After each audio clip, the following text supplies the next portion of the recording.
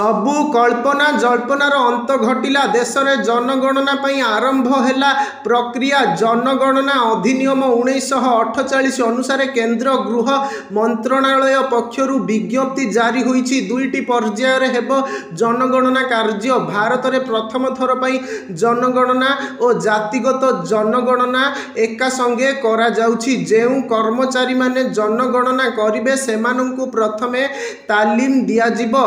तेबे दीर्घ 16 वर्ष पर देश में जनगणना हेब।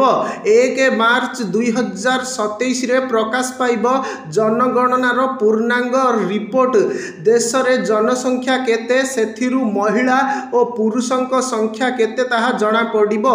केंद्र सरकारक विज्ञप्ति पर ओडिशा रे प्रस्तुति मध्य आरंभ हो जाइछि। जनगणना निर्देशक निखिल पवन कल्याण कहिसंती ओडिशा रे एआई भित्तिक जनगणना करा जिवो। साधारण लोके जनगणना पई तांकर तथ्य एकजुट करी रखंतु। चलित जनगणना संपूर्ण डिजिटल प्रक्रिया रे हेबो। जनगणना समय रे मोबाइल ऐप व्यवहार करा जिवो।